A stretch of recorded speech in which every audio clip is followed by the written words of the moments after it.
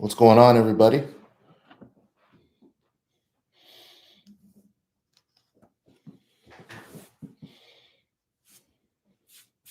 Hope everyone's doing well out there. Hope everyone's having a good middle of the week and it's been a productive week for you. So I'm going to let everyone hop on and I want to thank everyone for your trust and all my clients out there, all the people that I've been consulting over the last couple of years. I appreciate you. As you know, I have a CBD brand that's been very successful. It's pure isolate, and it won't make you fail a drug test. There's no THC in this. So people out there with pain that have not tried topical CBD or oral CBD, we have bombs, we have roll-on, and we have, of course, the sublingual drops. So we have a few different ways for you to reduce your pain. But if we're talking about back pain, of course, you got to remove the cause and you got to build pain-free capacity. You can't just throw some CBD on it and expect the pain to go away. So today we're going to take some questions and I'll let everyone kind of jump on in the next couple of minutes, get settled in, ask your questions. I'll do my very best to answer your questions. Hey, Randy, how's it going? I'll do my very best to answer your questions. And unfortunately, sometimes they're going to be too complicated for me just to answer in this type of a setting, in a Q&A setting. But I'll do my very best. Sometimes you're going to need to do a consult. My knees become inflamed on leg day. So probably due to the form that you're using, or overuse potentially. Sharissa, have you tried any of the CBD at all? This could be helpful for you after you train and before you train to put this on there, but it might be some of the form that you're using potentially with squats and leg extensions and lunges and all that stuff. But I'd have to watch you lift a little bit too. So it's typically overuse. So anyway, CBD, Sharissa, hit me up and I'll send you some. But the knees, the elbows, generally that it's not uncommon for people to have pain during this time. What's up, Jacob? Happy Wednesday. Hope you're doing well. Hope everyone's doing well. And no problem, Sharissa. Yeah, you just gotta mind the amount of training you do. Make sure you get enough rest. Walking and biking can be good for the knees, but again, too much of it can be bad as well. Happy Wednesday. We got people coming on from YouTube and Instagram. And I'm going to start taking your questions here in a minute as people hop on. And more questions here. Brian, what do you think about pull-ups when lower back herniated disc? It just depends. Depends on where you are in your training. It can be good, could be bad. Somewhere else to start instead of pull-ups could be TRX rows potentially. Different variants of rows might be a little bit better for your back. So those are a couple choices for you. But again, it's going to depend on where you are in your training, how clean you're doing these pull-ups. I got stuff on my shirt. Man, this is embarrassing. It's going to depend on where you are in your training, where you are with your back injury. You're going to need to do less during your time that you recover. Again, less is more during this time. So you're going to have to get away from your normal training program. If you're using very good form on the pull-ups, potentially could be good, or it could be bad. It depends on what type of injury mechanism you have. So that I'd need a consult for. Other particulars.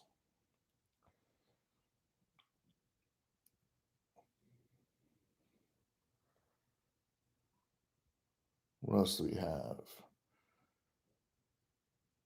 Hello, Randy. Randy Savage. How's it going?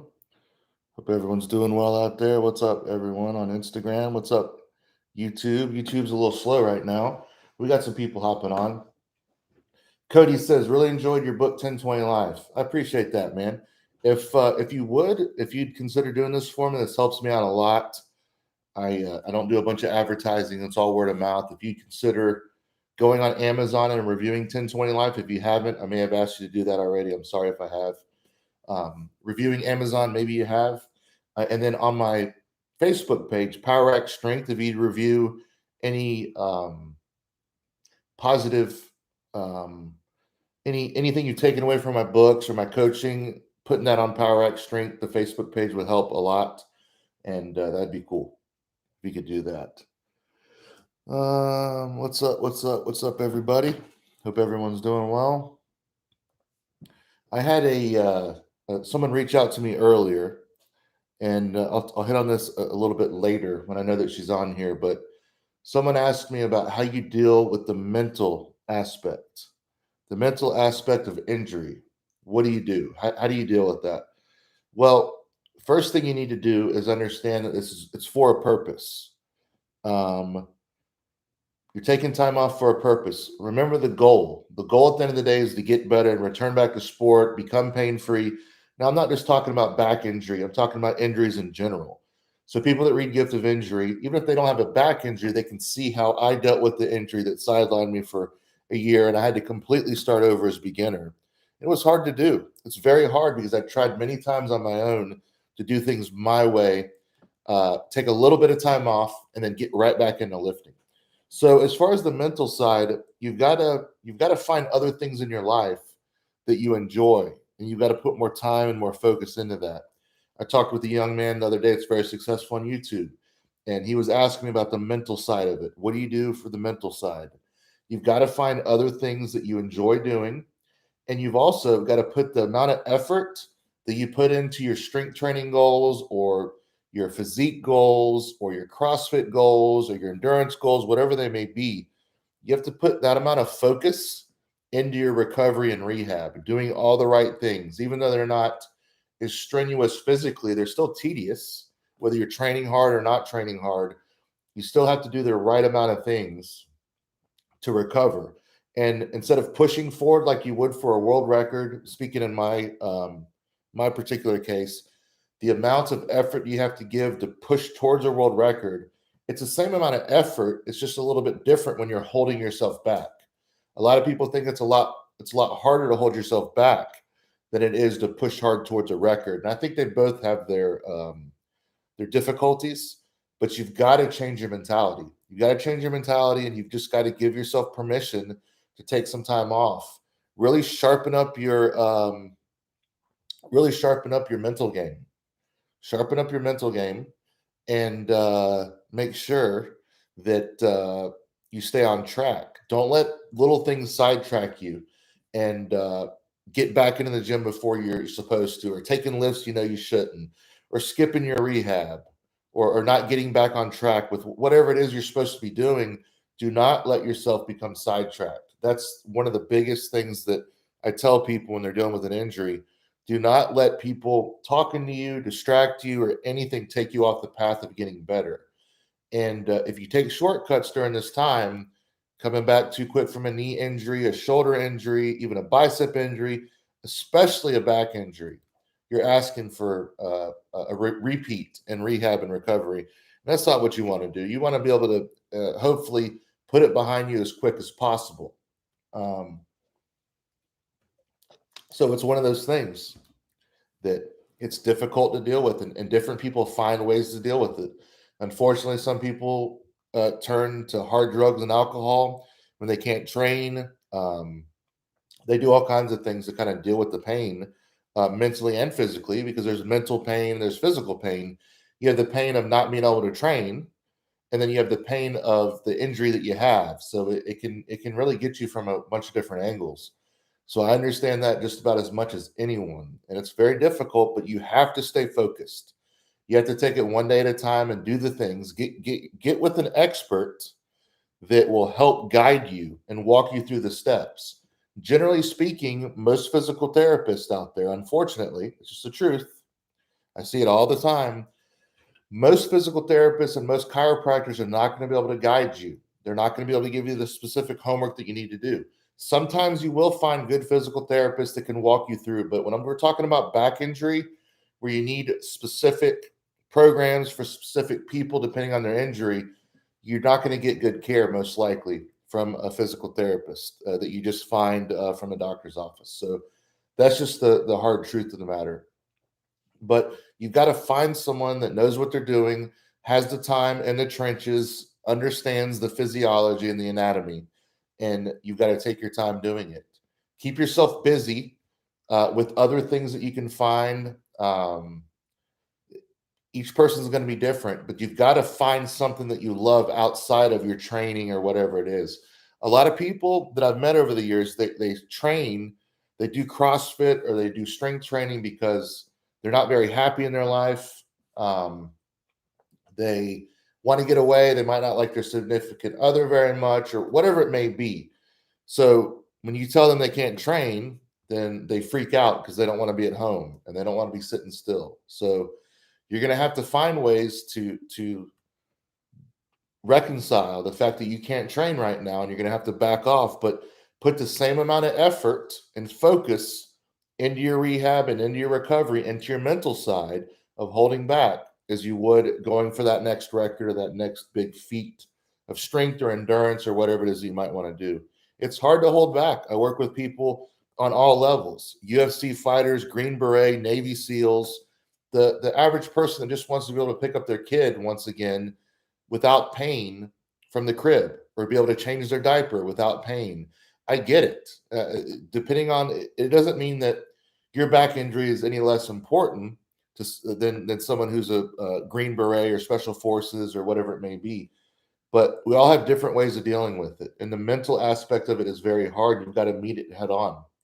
And you've got to address it. Sometimes going to counseling for some people to talk about what they're dealing with or what they're avoiding dealing with, maybe because they train so much to keep their mind off of something that, that has affected them in the past, and they use that mental that push in the gym to help them kind of push that aside. Sometimes you have to deal with some things, but there's no substitution for taking time off, working on your mental game, sharpening up, building your programming even better than ever when you're down, and then rebuilding yourself. Rebuilding yourself is actually kind of fun.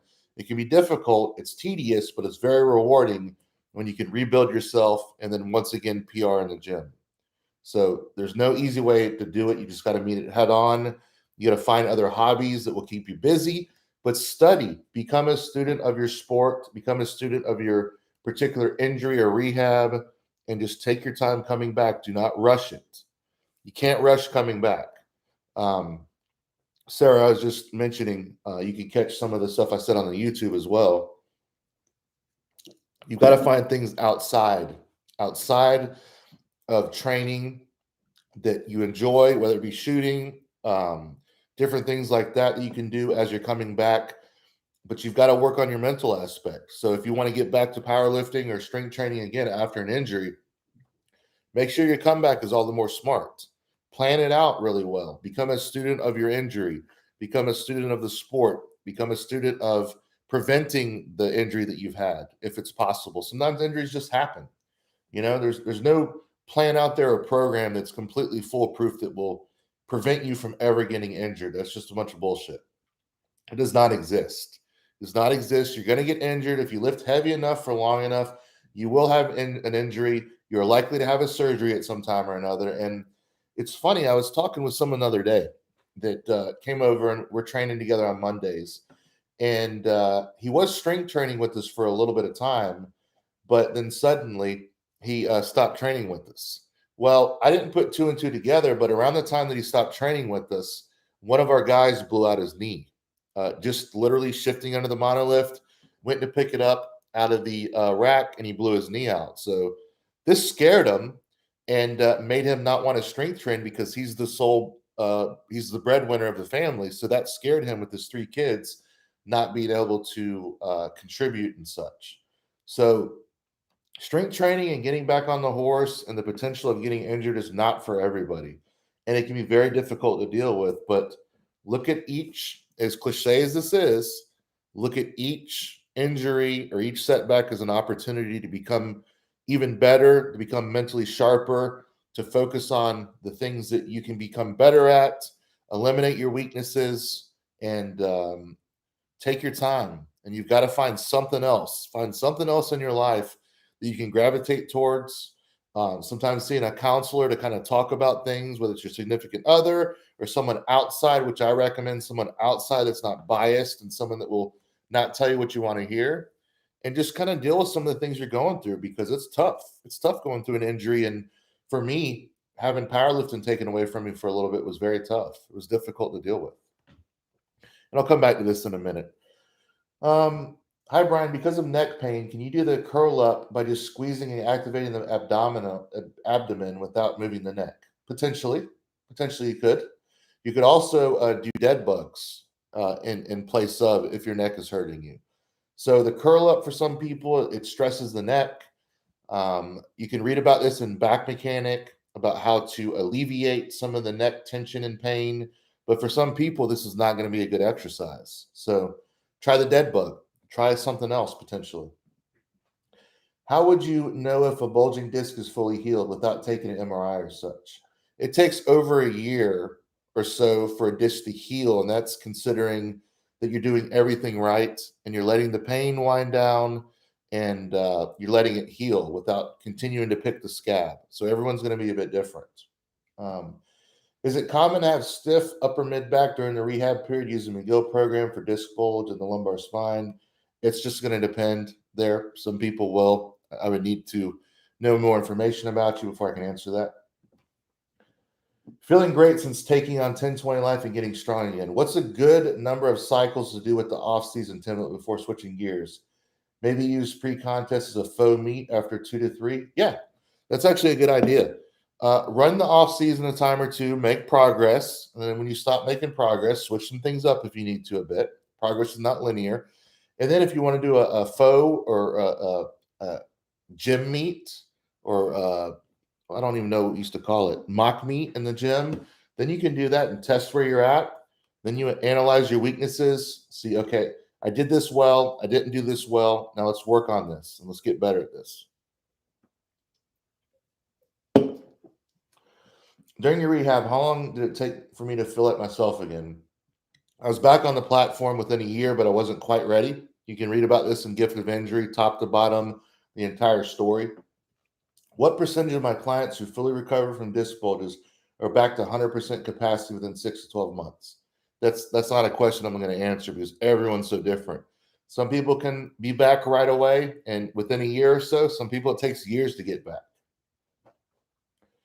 So how much the rehab workout contribute to successful heal a disc bulge, assuming the cause is removed? It contributes a great deal. And you're building a core of iron if you're trying to get back to lifting heavy again. So again, it helps a great deal. That's the way you build adaptation and let your capacity increase over time. What are your thoughts on battle ropes, swinging heavy ropes for back strength? Thanks. Well, Daniel, what's your goal? Battle ropes can be great. Are you an endurance athlete? Are you a fighter? It really just depends. So it's one of those things that it could be great for you. Or if you have an injury and you don't do well, with battle ropes, it could be one of the worst things for you.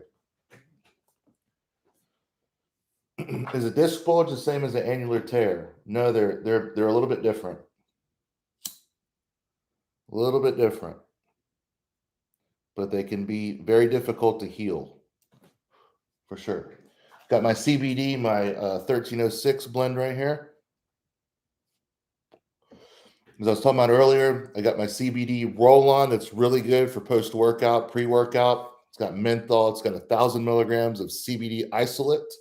And of course, I've got my balms and lavender and sage and lemongrass and then in natural. And then we have our drops. We're out of cinnamon right now, but we got some original and we got cinnamon on the way coming. So you won't find better CBD around. CBD isolate, you're not going to fail a drug test. You're going to be able to remove some inflammation. It's going to help soothe those muscles a bit. But for those of you dealing with back pain, this is not a cure-all for you. CBD can help wind down some of your pain, but you've got to address the causes. So I don't want you ever to get confused on that.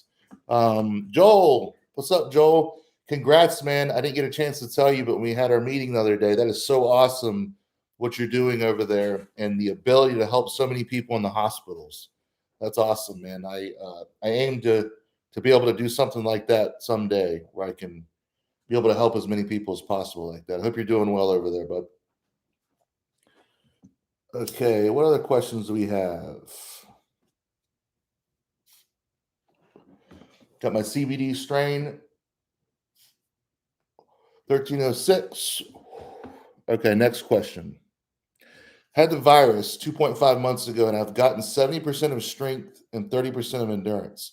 Just wondering if you've heard of this type of struggle post-sickness. Yeah, some people have the long haulers. Some people get some weird back symptoms.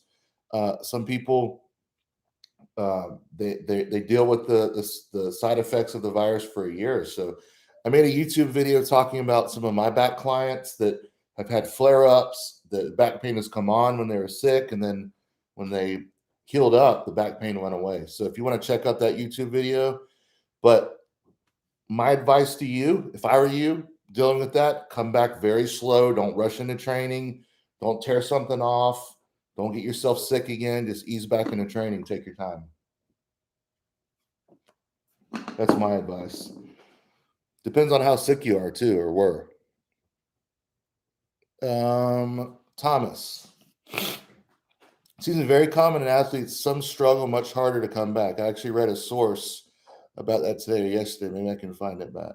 Steve, yes, it seems very common in athletes. Yeah, everyone's going to respond differently. I made a YouTube video about it concerning back pain. Everyone responds differently. I know people that have had the virus over a year ago, and they still have some breathing stuff going on. They're just not right still. Mr. Carroll, for someone who has no clue about the CBD stuff, can you elaborate on it, like within a couple sentences, what it does or helps for someone who knows nothing? So CBD is a cannabinoid that it's not going to make you high. It's 100% legal CBD that is farmed from hemp due to the 2018 Farm Bill is completely federally, completely legal across the United States. We use CBD isolate, which has no THC in it whatsoever. Some of the other fuller broad spectrums they use that have other cannabinoids can have up to 0.03% THC. We remove all the THC from it. We extract only CBD from the hemp plant. And the drops can help you with sleep, help relax you, help calm nerves at times. It's a great sleep aid for people. The topicals and balms can help melt tension away. It can relieve all kinds of topical skin issues and such. But for me, it helps relax muscles. This menthol roller is great. It's like Biofreeze, but with CBD in it. There's nothing like it. Then the balms are great too to put on top of muscles, scars, and everything. So it sounds a little bit hokey like snake oil, but I can assure you it's not. I can assure you it's not. It's true stuff. And we have the testing behind it too. So maybe that answers your question. So not all CBD is created equal. Unfortunately, you get a lot of stuff that's not tested and you don't know what you're getting. You might be getting pesticides or all kinds of stuff in it. Might be getting THC in it, which if you're a truck driver, first responder, military, could cause you to lose your job. You could get fined. If you're a truck driver, all kinds of bad stuff could happen. I find it insanely impressive that you could squat that much weight. Surreal. Amazing achievement. Thank you. And that was done with the principles talked about in Back Mechanic and Gift of Injury and 1020 Life. So I would check those out if you get a chance to.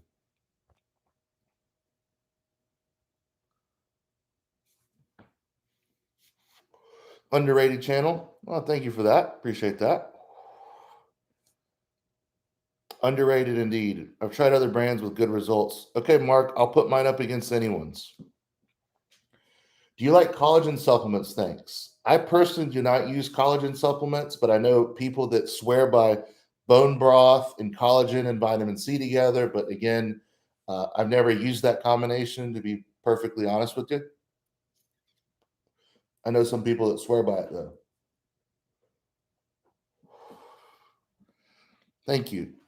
Do you guys also deliver in Europe or through Amazon, Netherlands here? So basically, even XTC is legal here. Oh, so THC. So I don't have to worry about the legal aspect of CBD. Just make sure it's isolate. I wouldn't use full or broad spectrum because you can have a bunch of other stuff in there and you're not getting your money's worth. We don't ship there, unfortunately. Sorry about that. What's up, everyone? What's up? What's up? What's up?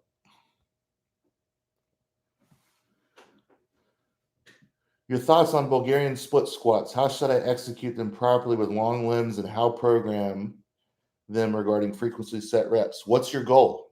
What is your goal? What are your weak points? I need to know more about that. Bulgarian split squats might be the worst thing for you. It might be the best. Are you weak in the quads? You need unilateral work where you're just working one leg at a time. There's a lot there. You're welcome, Thomas.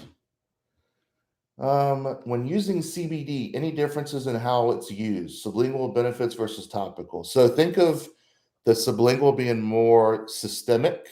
So throughout your body, more for relaxing on the inside, getting to sleep, those types of things. It does help people. Some people that have gut issues, it can help calm their gut down. Other people, it might wind them up and make their gut worse. So it's not a one size fits all for everyone.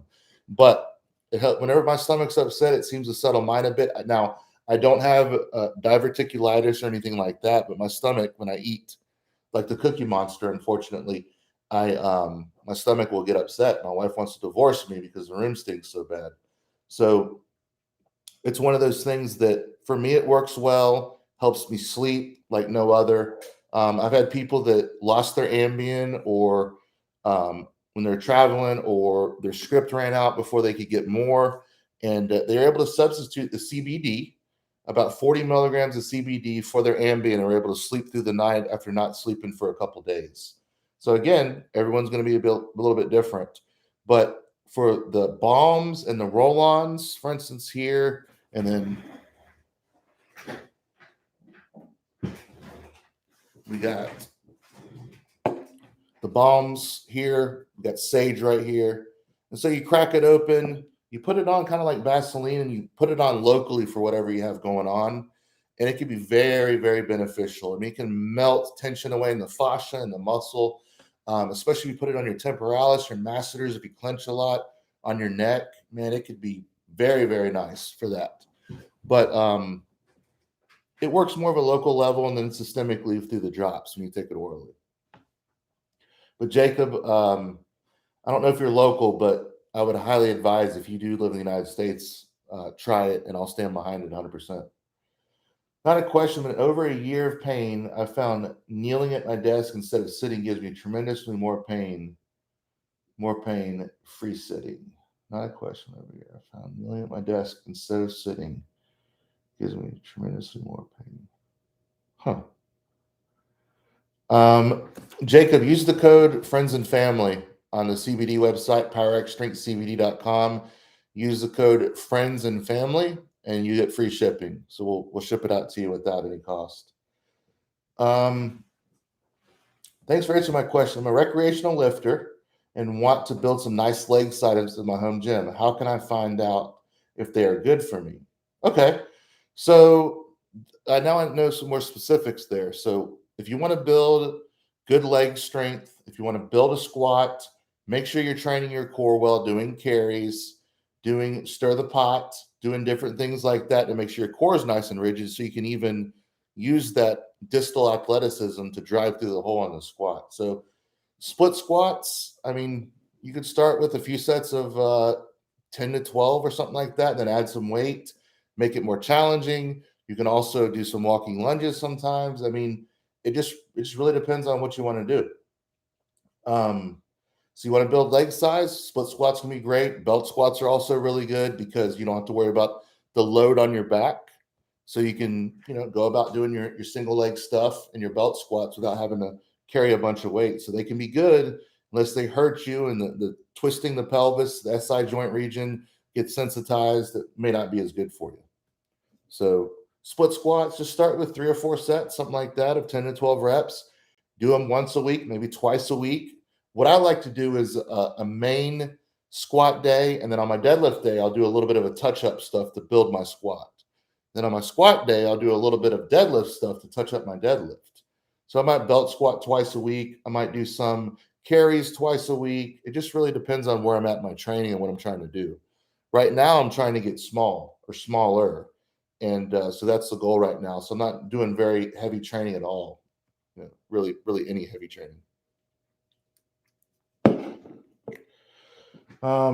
Jacob, yes, sir. Okay. Yeah, grab some, man. I'll stand behind it 100%. If you don't feel anything or you don't think it's any good, contact me and we'll give you a refund.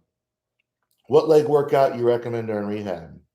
I can't answer that question. I don't know what's going on with you and what your goals are and all that stuff. So you shouldn't be working out. You should be reducing your pain, building a core of iron, and taking your time coming back.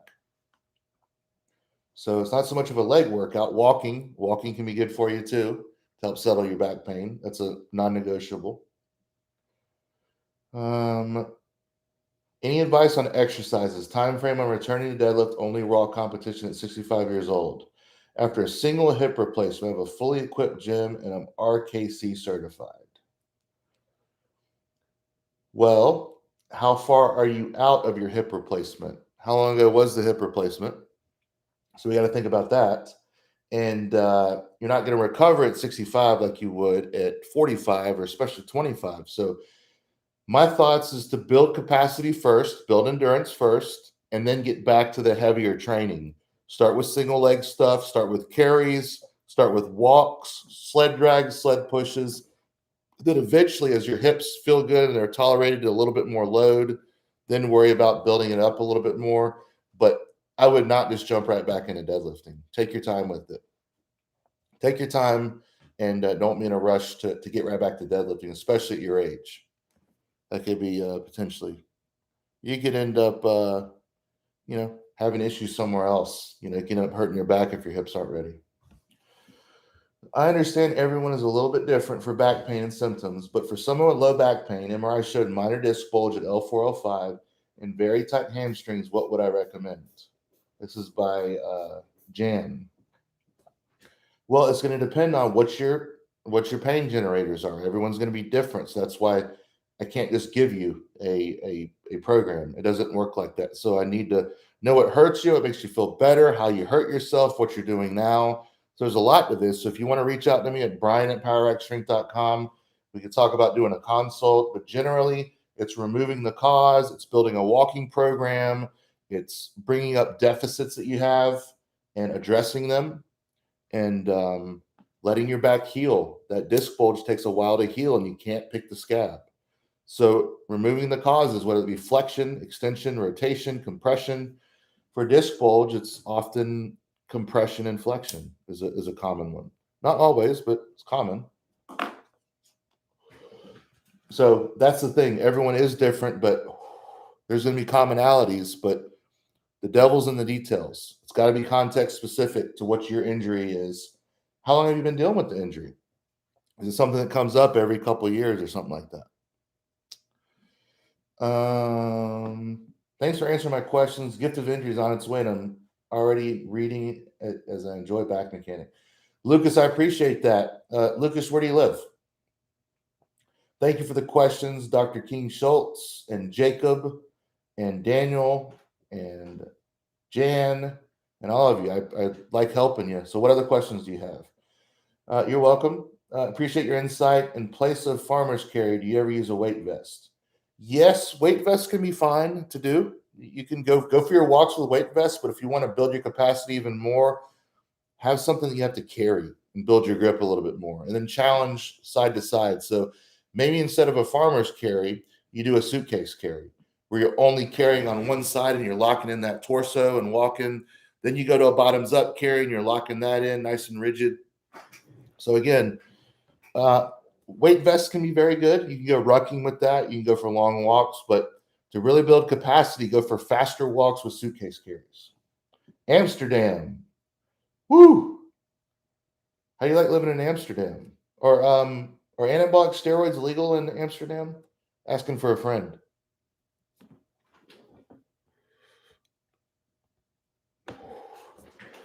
Do you think training on a stiff bar for deadlifts is a good method to get stronger when you switch to deadlift bar?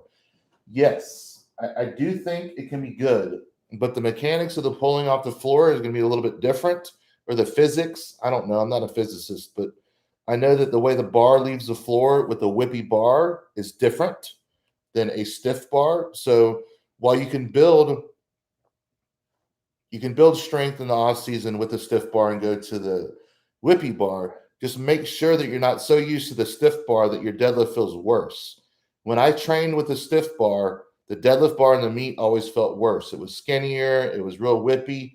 So you have to be adjusted to what you're going to use in competition. So make sure that you have enough of a time to transition back to a deadlift bar if that's what you're going to use in a meet. Don't just go from the stiff bar for 20 weeks and just jump right back into the deadlift bar and leave it to chance that you won't feel good, because you got to be tighter off the floor with the whippy bar, and it springs off the floor, and to use that momentum you got to be nice and tight. So it's about doing enough with the bendy bar and enough with the stiff bar to reap both benefits of building more strength and tension off the floor with the stiff bar and being able to utilize it with the whippy bar, if that makes sense. So again, I did not like this the deadlift bar for the first year or so competing, because I always trained with a stiff bar. So train the way you compete. But in the off season, when I advise use different bars, bench on the floor instead of floor pressing, use dumbbells, use kettlebells, build your capacity, those types of things. Do this in the off season to experiment, but make sure you have enough time getting back to competition form with the competition lifts. And how much is enough time? Everyone's going to be different. I need probably 6 or 7 weeks to adjust. Some people might need 10 or 12. Some people might need like it to be way in the rear view mirror using something different. Rear view mirror. You might need 20 weeks of just training with the stiff bar because their mechanics get screwed up playing with the bendy bar when they're used to the stiff bar. So it's a bit different. I hated the damn deadlift bar at first. I felt way better squeezing it off the deck with the stiff bar. Amsterdam. Yep, asking for a friend. My friend wanted to know. Regarding the split squat question from the other guy, how do you set up the rear elevated foot on a squat? Bulgarian split squat. This is Mustache Hero 57. It's probably one of my friends that just wants to ask me questions, and then they'll throw in a curveball here soon with a handle like that. It's going to depend. I think people like to generally do it on a bench press or a bench where they can elevate their foot. Everyone's going to be a bit different. There's some cool gimmicks out there with pads and everything. So it's going to depend. It's also going to depend on how tall you are.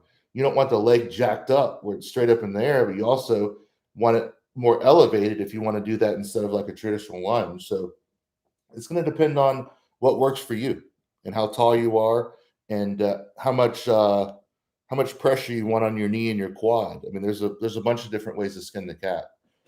YouTube, I forgot to ask you, how do I sound? Do I sound good? I know we've been on here for 35 minutes, but it's a little late. Okay. Walking is compression. It does cause compression. Walking is 2.5 times body weight compression when you're walking, something like that. So some people that are compressive forces intolerant can't walk for great distances. They can't stand. So that's why someone that doesn't tolerate compression is going to have to program different than someone who doesn't do well with instability or extension or flexion or whatever it may be. So the program has to be tuned to that person's weak points, their injury mechanisms, and then of course their goals eventually when you turn towards performance, when the pain's gone. Okay, here's a question about, so we got a few people from the Netherlands here. Anabolic steroids are legal to buy in the Netherlands, same as the use. However, the sale is prohibited, kind of like the same as weed story here. So as long as you're not WADA tested. Yeah, so basically, so they have to sneak the weed into the pot shops every day, right? So they have to sneak it in there, but once it's in there for sale, it's good. But if it's being transported to be sold to the pot shops, then you could be in trouble. So that's what I understand. I could be wrong. It's basically legal for personal use, as it should be for sure. Let people make their own choices. We're at a point now where everyone can kind of choose who they want to be, and they can take those hormones. So why can't someone that wants to be even more masculine take hormones? And if that's what they want to do, I think they should be able to do it as long as they're of age and of sound mind, I guess. I guess the sound mind thing is debatable, but I think people should be able to take what they want to, and then of course they have to deal with the repercussions of that, good or bad. And that includes steroids or hormones or whatever they want to take. Just don't make me pay for them. And they need to be of age to make that choice. It is not legal by law to own or use them, basically. Gotcha, but okay, makes sense. When do you release your power building program, and is it for naturals and recreational meatheads who want to stay healthy? Well, there's a lot of recreational lifters that aren't naturals. I can tell you that, man. So many people are taking SARMs and they're on TRT and stuff. So it's definitely going to be for the recreational lifter.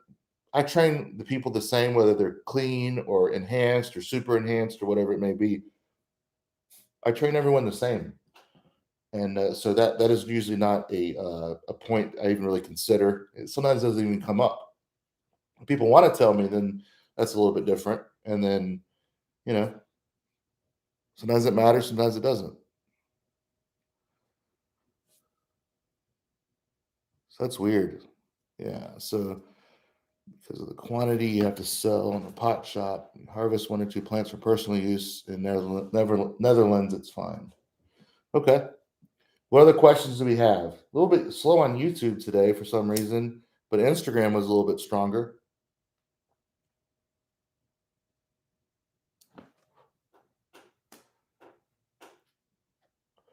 Coming back from injury is very tough. You got to take your time doing it.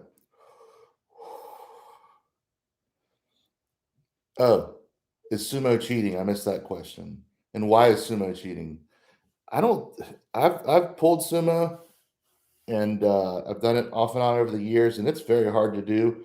So the people that can master it and really drop those hips down and squat it up, they have my respect. It's just as much as someone that's standing with their legs close and picking it up. One's a little bit more back, one's a little more hip friendly, but a deadlift's a deadlift, and powerlifting's about using your leverages and lifting the most weight possible. So whether it's wide like a spider or close like a penguin, I don't think it really matters as long as you're picking the weight up. Um, there's a lot of people that like conventional better because they can pull faster and more explosive. Other people like sumo because they can squeeze it and squat it up. So a lift is a lift, just like with squatting. If you decide you want to go a squat stance this wide, then great. If you want to touch your legs, like I saw a guy do at the Arnold where his knees were almost touching because he's a shorter person, then so be it. As long as you're doing the weight, I don't think it matters. And it's just people nitpicking about some big lifts and, oh, you should do it conventional. Oh, sumo doesn't count. Sumo does count. And there's a reason why. It's been allowed in powerlifting forever. Now, strongman, that's not my cup of tea. That's not my business to talk about that because I'm not affiliated with strongman. I don't even have an opinion on it. But these people pulling big weight sumo, they should get just as much respect as the people that pull big weights conventional. It's silly to make that argument. It's just people that are making observations that really don't understand what they're seeing, nor do they understand powerlifting or deadlifting for that matter.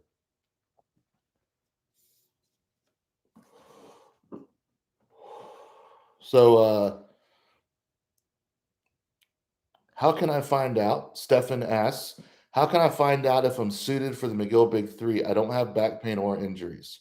Well, then it sounds like it'd be a good exercise for you if you're trying to build a more resilient core, more stiffness if you're trying to be a strength athlete. Mcgill Big Three is a great warm up and it's a great primer before you lift. Then from there, you can go to more difficult progressions and whatnot. But if you're not in pain, I do suggest people use the Mcgill Big Three as a warm up, especially if they're a strength athlete, especially. Okay, why is sumo cheating? It's not. Why the raw guys hate on equipped lifting? I don't know. They don't like it. It looks stupid and it's cheating. I'm sorry. For the CBD site, use friends and family. I misspoke. PRS friends is an old code.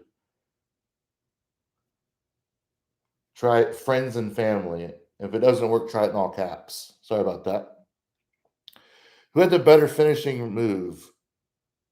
Stone Cold or The Rock?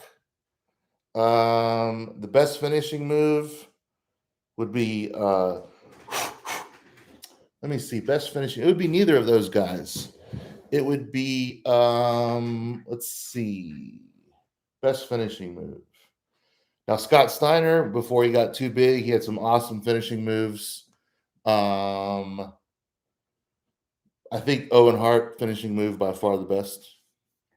You know, the way he landed in that ring and you know, literally finished it was by far the best. You know, no one will ever follow that. Just joking. Gosh. Just joking. That was a daring move, though. So try that. When powerlifters get into their 70s or 80s, is there any difference in the average lifter? More joint pain, etc.? Well, they're definitely closer to dying at that point, and they're not likely to have as much athleticism as they did when they were 20 or 30. So, jokes aside, yeah, a lot of the time their backs are okay at that point, but their hips and their elbows and their knees are shot just from you know, using their body for 70 or 80 years. So yeah, but what, friends and family is a no-go also? All right, well, we'll figure this out. Friends and family. Okay, well, I'll get this figured out and I'll reply in this chat when we get off of here. And I'll figure that out. I'm sorry about that. Any other questions that we have today? So best finishing move, Owen Hart. Why the raw guys hate on equipped guys, I don't know. Sumo cheating, no. Use the Mcgill Big Three if you want to build a core of iron. That's a good starting point. Any more questions with YouTube? Everyone, I appreciate you. I appreciate you being okay with some of my jokes and such. Breaks over. Awesome video. All right, Jay. All right, everyone. I appreciate you all. I'll see you back next Wednesday, 1 p.m. Eastern Standard Time. And we'll see you soon. All right. Thank you so much. Make sure you check out the newest article that I have with Louis Simmons, too. And I talk about some of my experiences, and I have a video that goes alongside that. So the video is the video that I released right before this live goes. So check it out. And then there's a corresponding article with that, too. All right. Thank you, guys.